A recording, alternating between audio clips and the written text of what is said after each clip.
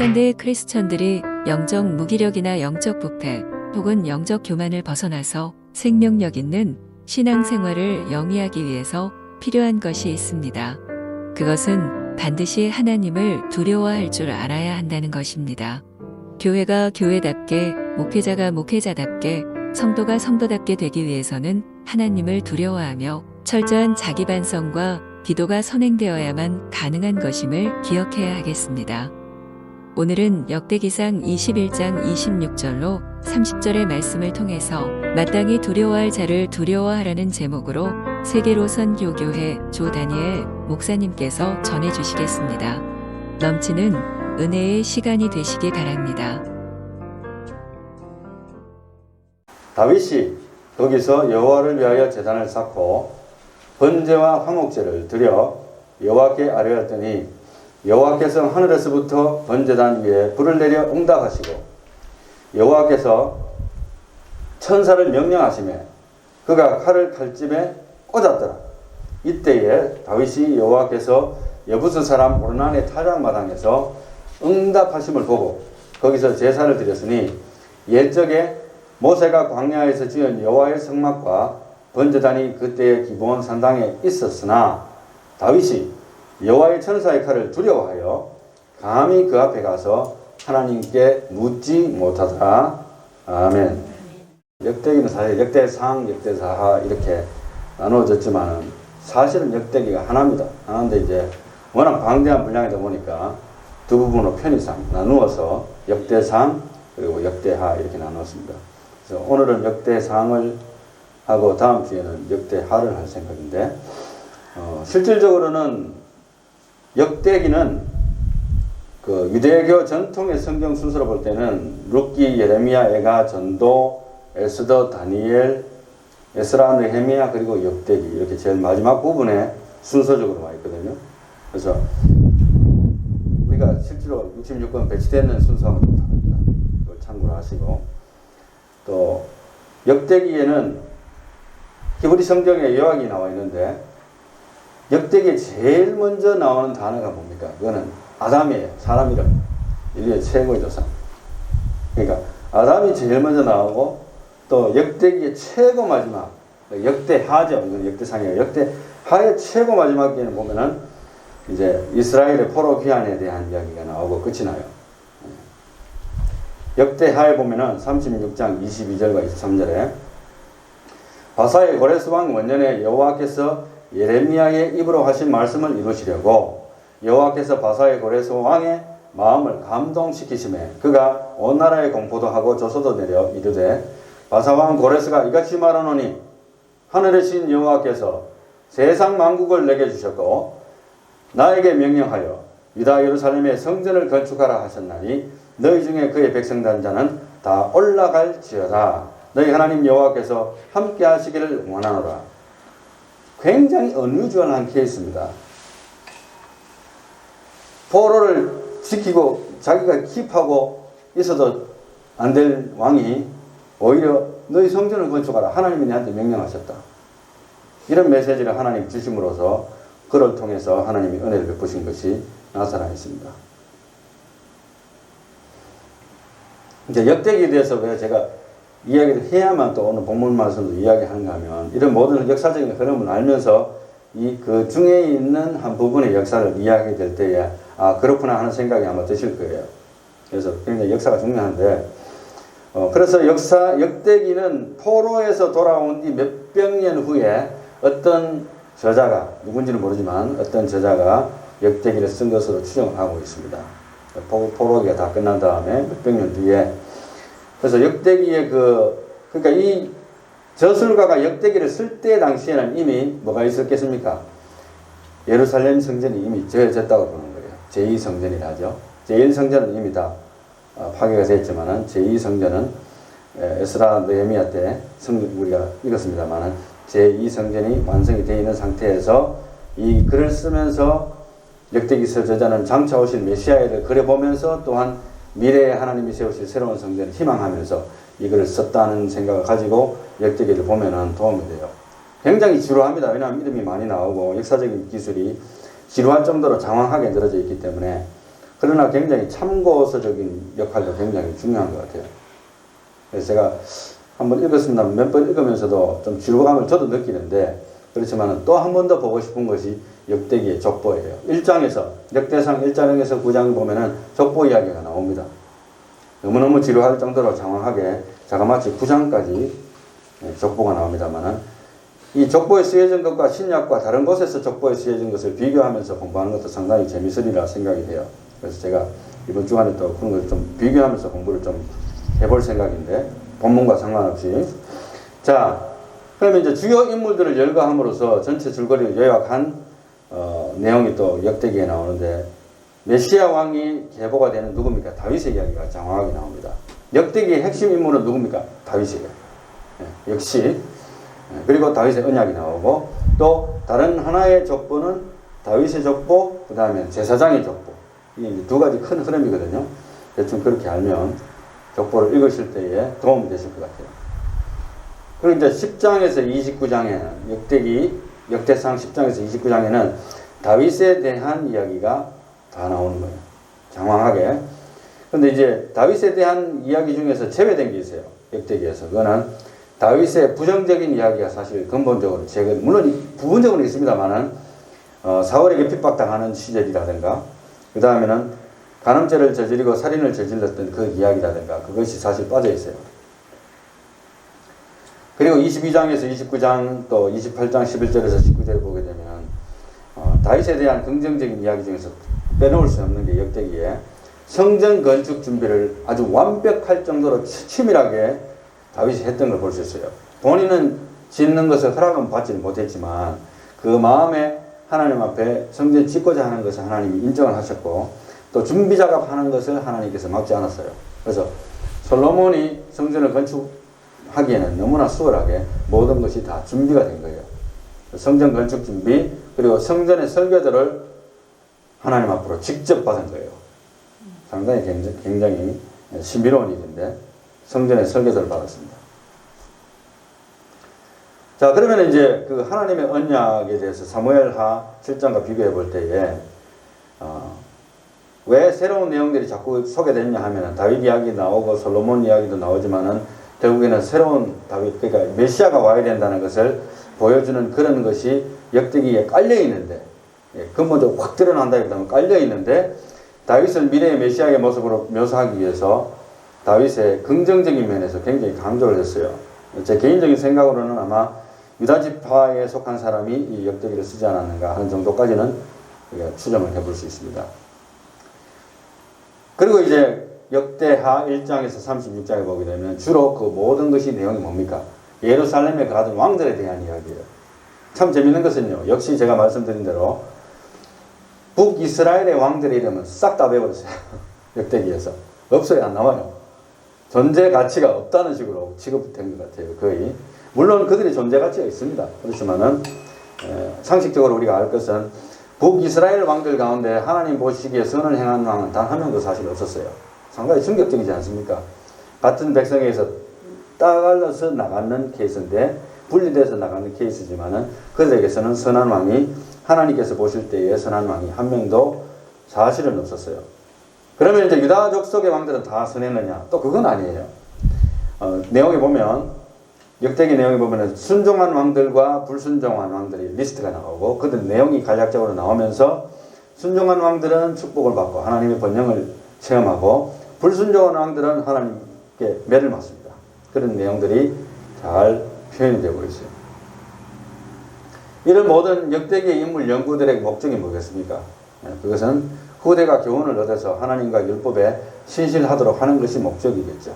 당연히 그렇게 기록된 것으로 이해가 되어집니다. 이렇게 하면 이제 역대기가 다 끝난 거예요. 우리가 전반적인 이야기라고 할 때는 역대기가 그렇게 역사적 서술이지만 결국에는 메시아를 향해서 달려가는 그런 것이고, 다윗에 대해서 긍정적인 평가를 했던 것은 단지 편애로 기록했다기보다는 하나님의 메시아에 대한 그 긍정적인 면을 부각시키기 위한 것이다.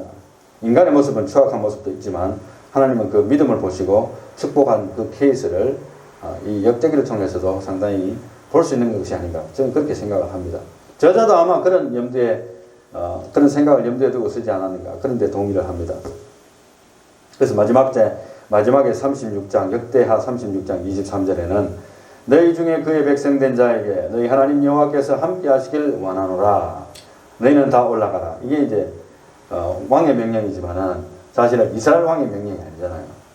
외국의 왕의 고레스 왕의 명령이지만 그것이 하나님으로부터 왔다는 놀라운 충격적인 사실이 기술이 되고 있습니다. 자, 그래서 이제 오늘 본문 말씀 들어가기 전에 이제 역사적 배경을 보면 오늘 본문 말씀의 역사적 배경은 역대하 21장만 그냥 다 보면 거의 대부분 다 나와요. 내용이. 인구조사와 재앙의 시작입니다. 1절부터 보게 되면은 사탄이 일어나 이스라엘을 대적하고 다윗을 충동하여 이스라엘을 계수하게 하니라. And Satan stood up against Israel. 사탄이 가만히 보니까 안 되겠거든요. 이스라엘 백성들이 이제 번영하는데 하나님이 계속해서 축복하는 것을 꼴을 못 보잖아요. 사탄이. 그래서 충동질을 합니다. 누구를 충동하냐? 특별히 provoked David to number Israel. 이스라엘 사람들을 계수할 수 있도록 provoked. 그러니까 자극한 거예요. 그 심령을 자극시키니까 그 마음 속에서 다윗이 넘어가 버린 거죠. 마음에. 그래서 다윗이 요압과 백성의 지도자들에게 명령을 해서 결국에는 계수하게 합니다. 요압이 이렇게 이야기합니다. 여호와께서 그 백성을 지금보다 100배나 더 하시기를 원하나이다. 내 주 왕이여. 이 백성이 다 내 주의 종이 아니니까 내 주께서 어찌하여 이 일을 명령하시나이까. 그런데 다윗이 시키면 시키는 대로 하지 뭐 말이 많아 이런 식으로 막 밀어붙였던 것 같아요. 그러니까 어쩔 수 없이 이제 가서 명령대로 해가지고 계수를 합니다. 7절 말씀에 하나님이 이 일을 악하게 여기사 이스라엘을 시시매 And God was displeased with this thing. 이 인구조사를 하는데 그 동기가 교만한 마음과 하나님의 놀라우심에 대한 찬양보다는 인간적인 계산을 하겠다는 그 목적을 아시고 괘씸하게 여기셨던 것 같아요. 그래서 Therefore he smote Israel. 하나님이 치셨다 했어요.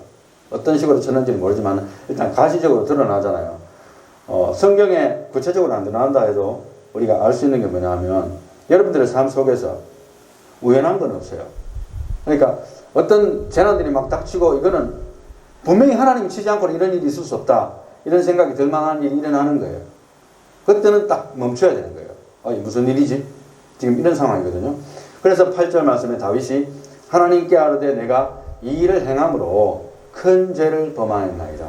이제 간구하옵나니 종의 죄를 용서하여 주옵소서.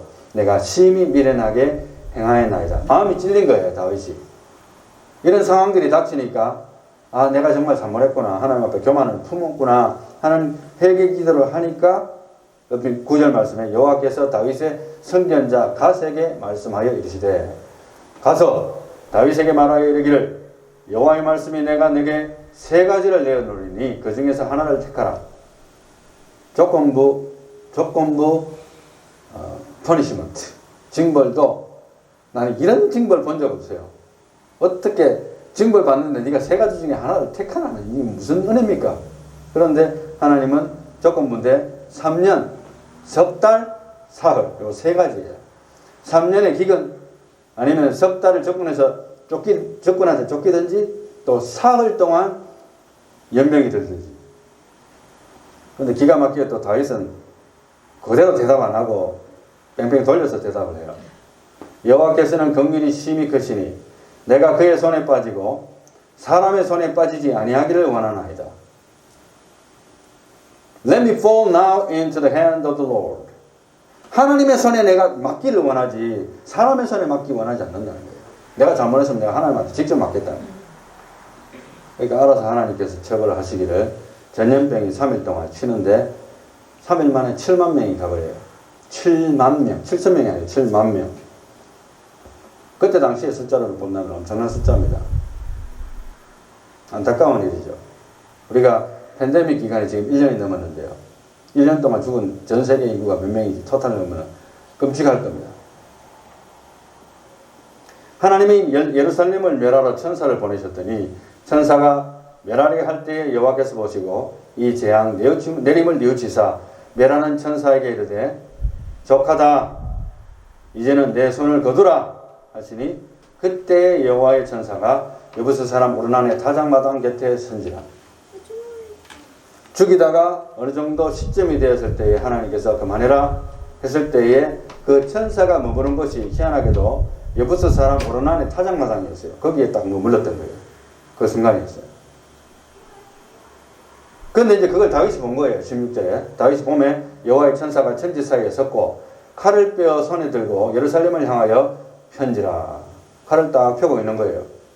멈추긴 했는데 칼집에 꽂지는 않았어요. 아직 칼을 펴고 있어요. 하나님께 아뢰되 명령하여 백성을 계속하게 한 자가 내가 아니니까. 이제 기도합니다. 범죄하고 악을 행한 자는 곧 나이니이다. 이 양 때는 무엇을 행하였나이까? 청하건대 나의 하나님 여호와여 주의 손으로 나와 내 아버지의 집을 치소서. 주의 백성에게 재앙을 내리지 마옵소서. 이게 바로 지도자적인 마음이에요. 역시 다윗은 다윗입니다. 뭐 재앙을 만나도 왜 됐든 간에. 그래서 그렇게 기도하니까 여호와의 천사가 이제 누구한테 명령합니까? 갓에게 이야기를 해요. 선지자 갓에게 다윗한테 좀 전달해라. 뭐라고 전달하는가 하면 다윗은 올라가서 여부스 사람 오르난의 타작마당에서 여호와를 위하여 제단을 쌓아라. 이것도 또 왜 넣습니까? 제단을 어떻게 구체적으로 쌓을 것까지 또 가르쳐줘요. 천사가.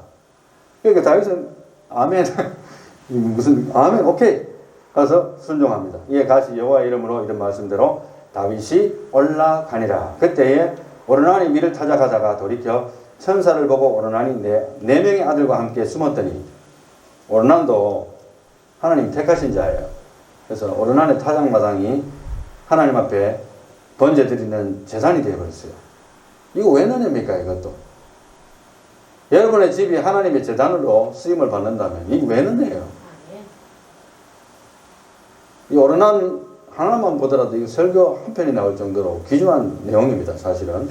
근데 이렇게 은혜를 입었어요.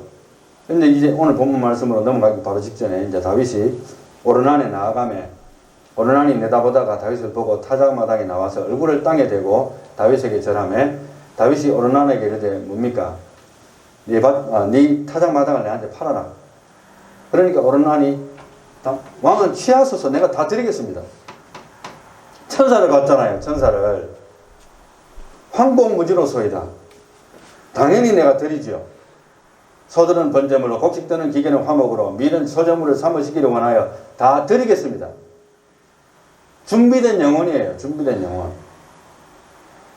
그런데도 다윗은 I'm not gonna take it. 내가 그냥 공짜로 받을 줄 아냐? 그렇게 하지 않는다.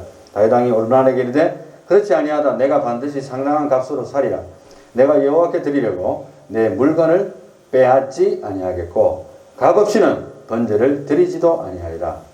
정당한 대가를 지불하고 내가 그것을 취해서 하나님 앞에 드리겠다. 얼마나 배려한 왕이에요. 이 모든 처신들이 하나님이 보실 때 기뻐 받으시는 이 과정들이요. 하나하나가 네가 준다고 오케이. 내 돈 아까우니까 내 돈 안 주고 그냥 내가 가져갈게. 그리고 하나님 앞에 공짜로 드리면 되겠네. 이게 무슨 신보예요? 이게 무슨 신보예요? 예수 믿는 사람도 그렇게 신보 가진 사람도 참 많아요. 줄 거를 주고 지불할 것을 지불하고 하나님 앞에 드리는 것이 진짜 드리는 거예요. 그리하여 다윗은 그 턱값으로 금 600세겔을 달아 오르난에게 주고 그 다음 이야기가 이제 본문 말씀 넘어오는 거예요. 본문 말씀 제가 영어로 하면서 설명하겠습니다. 여부스 사람 오르난의 타작마당에서 David built there an altar unto the Lord. 이제 제단을 쌓고 and offered burnt offerings and peace offerings. 그러니까 번제와 화목제를 하나님 앞에 올립니다. 제물을 삼아서 and called upon the Lord. 여호와께 부르짖었다 했습니다. 하나님 앞에 부르짖으니까 and he answered him from heaven by fire upon the altar of burnt offering. 번제물에 하나님께서 불을 내려가지고 다 태워버린 거예요. 엘리야의 하나님 우리가 많이 이야기하잖아요. 불로 응답하신 하나님 찬양하는데 다윗의 하나님도 불로 응답했어요. 우리가 잘 기억을 못하는데 여기서 불로 하나님께서 번제물을 태워버렸어요. 다윗의 일생에서 딱 한 번밖에 없었던 일로 기억이 됩니다. 기록적으로. 그러나 그런 체험을 하나님께서 특별하게 내주십니다. And the Lord commanded. 그리고 하나님께서 the angel 천사에게 명령을 하시기를 and put put up his sword against into the sheath thereof. 칼을 칼집에다가 꽂아라. 멈추긴 했지만 아직 칼이 빼어진 상태였거든요. 그러니까 더 나아갈 수 있는 준비가 된 천사였어요. 죽일 수 있는. 그러나 하나님께서 마침내 이제는 진짜 끝났다. 꽂아라. 그래서 이제 칼을 칼집에 천사가 꽂죠. 28절. At that time, 그때에 when David saw that the Lord had answered him in the threshing floor of Ornan the Jebusite. 그죠? 그러니까 오르난의 타작마당에서 하나님께서 그 기도를 응답하신 것을 알았다. 이 말입니다. Then he sacrificed there. 거기에서 이제 제사를 드렸죠. For the tabernacle of the Lord. 그런데 이제 29절 말씀에 하나님의 장막 which Moses made in the wilderness. 모세가 광야에서 만들었던 하나님의 성막과 and the altar of the burnt offering. 그리고 화제의 그 제단이 있었어요. 이미. were at the season in the high place and 기브온의 산당에 이미 그것이 다 있었다. 이렇게 기록되어 있거든요. 그런데 다윗이 거기에 나가지 못했어요. 참 재밌지 않습니까? 왜냐하면 30절에 그 이야기가 나와요. But David could not go. 다윗이 거기에 가지 못했다는 거예요. Before it. 거기에 가지 못했는데 to inquire of God. 하나님 앞에 기도하러 나가지 못한 거예요. 담대하게. 왜냐하면 for he was afraid because of the sword of the angel of the Lord. 하나님의 그 천사의 칼을 두려워하고 그 보고 두려워해서 거기에 감히 나가지 못했다고 기록이 되어 있어요. 이 기록도 상당히 재미있는 기록입니다. 오늘 설교의 핵심입니다. 사실은 다윗이 두려워했던 직접적인 대상과 동기에 대해서는 우리가 살펴볼 필요가 있는데요. But David could not go before it to inquire of God, for he was afraid because of the sword of the angel of the Lord. 여기에서 하나님을 두려워하여 이런 표현보다는 because of the sword of the angel of the Lord. 그 하나님의 그 천사의 칼을 본 것을 두려워해요. 이렇게 표현되어 있어요. 어떻게 보면 이해는 가지만 순서가 바뀐 거예요. 다윗의 마음에 두려움의 대상의 순서가 바뀌었어요. 성경에는 거기에 대해서 설명이 없습니다. 저는 그렇게 보는 거예요. 산전수전 다 겪어온 다윗에게 스물스물 일어난 게 무엇이겠습니까? 교만이겠죠. 당연히 교만의 씨가 눈에는 보이지 않지만 스물스물 일어납니다. 이스라엘 백성들의 방탕과 교만도 역시 동시에 올라오는 거예요. 왕도 교만하니까 백성도 교만하는 거예요. 하나님을 두려워하는 마음 뒷전입니다. 사탄이 충동자가 됐고 다윗 왕의 교만한 마음이 충동의 불씨가 되었던 유명한 스토리가 오늘의 스토리입니다. 아주 쉽게 충동질을 당할 수 있는 케이스가 된 거예요. 이미 마음의 준비가 된 거예요. 왜? 마음이 교만에 올라오고 있는 상태에서 사탄이 딱 생각을 집어넣어 주니까 인구조사해야 되겠다. 얼마나 많은 백성들이 과연 하나님 있었느냐 알아봐야 되겠다. 야 신난다. 그 스토리의 배후에 자리 잡은 하나님에 대한 무엇이 결핍되어 있습니까 지금? 하나님에 대한 두려움이 결핍되어 있는 거예요. 물론 교만도 우리가 쉽게 생각할 수 있습니다만 오늘 그 설교의 내용과 마지막 구절에 있었던 제가 심히 마음에 걸리는 그 내용이 두려움이잖아요. 다윗이 두려워했던 직접적인 대상이 하나님 당신보다는 the sword of the angel of the Lord. 하나님의 천사의 칼이었다는 거예요. 하나님의 천사의 칼은요. 하나님의 명령 없이는 조금 더 움직이지 못합니다. 아무것도 아니에요. It is nothing. 저는 그건 말씀드리고 싶은 거예요. 내가 무슨 환상을 봤다, 무슨 천사가 나타났다, 대단한 것을 이야기하지만 하나님의 명령이 아니면 꼼짝할 수 없는 거예요. 다 하나님의 종들이에요. 하나님에 대한 두려움에 대한 그 결핍이 드러나는 장면이 바로 오늘의 설교의 장면입니다. 그러면 하필이면 왜 하나님은 이런 방법으로만 하나님께서는 했어야만 됐나? 7만 명을 왜 죽였나 이거예요. 그렇게까지 해야만 됐나? 그죠? 우리 흔히 하는 말로 너 정말 그렇게까지 해야 됐어? 이렇게 하잖아요. 분노할 때 사람들이 도대체 너 뭐야? 만약 하나님이 사람이라면 사람들이 그렇게 따질지도 모를 상황이에요. 선견자 갓이 분명히 있었어요. 하나님 말씀을 직접 받을 수 있는 영감을 받은 종이 있었어요. 다윗도 상당한 영감의 소유자입니다. 다윗이 기도하면 하나님께서 영감을 주시고 하나님께서 메시지를 직접 주실 수 있어요. 그러나요, 다윗과 이스라엘의 총체적인 부패의 결정적인 원인이 만약에 교만보다도 더 무서운 게 어떻게 보면요, 하나님에 대한 두려움의 결핍. 더 이상 하나님이 안 두려운 거예요. 하나님 그냥 축복해 주시고 만날 승리하게 해주시고 뭐 결국 하나님이 승리하게 하실 건데 뭐 우리가 믿는 하나님은 보통 하나님이 아니잖아. 어떻게 보면 그거 맞는데 그것이 하나님에 대한 두려움의 결핍과 교만으로 이어집니다. 엄청나게 무서운 거예요. 이게 이제 성경에 설명 없지만 우리가 충분히 상상할 수 있는 이야기입니다. 그러니까 그 어떤 선견자 갓의 메시지나 다윗의 메시지도 귀에 안 들어오는 시대가 된 거예요. 이미 끝장난 거예요. 영적으로는 이미 끝장난 거예요. 여러분 아무리 좋은 유튜브 설교 나오면 뭐합니까? 사람들이 너무나 은혜 받았습니다. 생활 속에 마음속에 변화가 없는데 하나님은 두려움이 없는데 뭐 내 마음대로 하는데요 뭐 그죠? 거기에 능력이 없는 거예요. 십자가의 능력이 없는 거예요.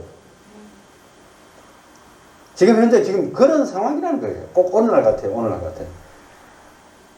그러니 7만 명이 뭡니까? 70만 명도 더 많은 사람들이 죽일 준비가 지금 천사의 칼로 준비되어 있는데 다윗이 정신 차리면서 그만한 피가 흐르면서도 하나님 앞에 제사를 드리면서 정말 확실한 회개가 다시 이루어지게 됐을 때에 그때부터 하나님이 뜻을 돌이키신 거예요. 오늘의 결론입니다. 결론은 질문으로 결론을 내겠습니다. 나는 또 우리 가정은 우리 교회는 우리 백성들은 마땅히 두려워할 자를 두려워하고 있는가? 이것이 오늘의 설교의 결론입니다. 저는 질문으로서 던지고 싶어요. 차라리 결론 내리기보다는. 어떤 측면에서 다윗이 천사의 칼을 두려워하여서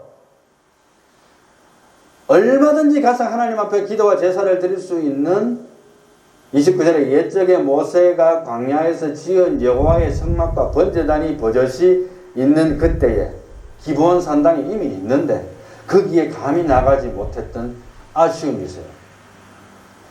그 아쉬움은 있지만은 이 두려움 자체는요 다윗에게는 큰 은혜입니다. 천사의 칼을 보고 두려워했던 아니면 불을 보고 두려워했던 그리고 우사를 치시는 하나님을 보고 두려워했던 그 두려움이 무엇이었든지 간에 하나님 때문에 나온 그 두려움이잖아요. 선한 두려움입니다. 선한 두려움. 그건 좋은 거예요. 다윗에게는 그게 은혜로 작용한 거예요. 그를 지켜준 양약과 같은 것이 바로 두려움이었습니다. 저는 그렇게 표현하고 싶어요. 이게 약이에요, 약. 두려움이 은혜라고요? 네. 그 두려워할 대상이 하나님이라면은 그것은 반드시 은혜입니다.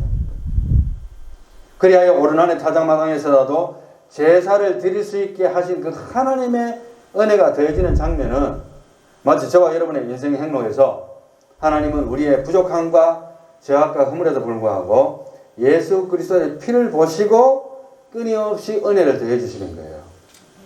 내가 잘못했는데도 하나님은 뭐 하나 더 던져줘 갖고 내가 그것을 잡게 만들고 또 내가 넘어지고 자빠졌는데도 내가 일어날 수 있는 어떤 메시지를 전달받게 하시고 내가 일을 다 망쳐놨는데도 수습할 수 없는 일들이 생겼는데도 하나님이 어떤 사람을 보내서 수습하면서 너 나한테 와.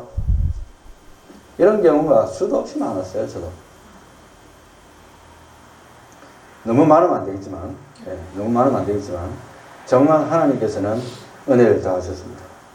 그래서 마치 저와 여러분의 인생에서 그렇게 했듯이 그리스도의 피를 보시고 은혜를 더하시는 모습이 연상이 되어집니다. 할렐루야!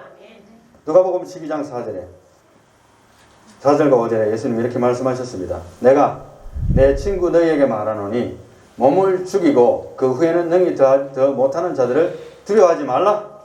마땅히 두려워할 자를 내가 너희에게 보이리니 곧 죽인 후에 또한 지옥에 던져넣는 권세 있는 그를 누굽니까? 하나님 아버지를 두려워하라. 내가 참으로 너희에게 이르노니 그를 두려워하라. 여러분 하나님을 두려워하는 것은 선한 것이고 아름다운 것이고 은혜고 여러분의 영혼의 양약이 됩니다. 부디 하나님을 두려움으로써 여러분의 인생, 여러분의 가정의 인생, 교회가 펼쳐지고 하나님의 축복을 체험하는 인생들이 되시기를 예수님의 이름으로 축원합니다. 기도하겠습니다.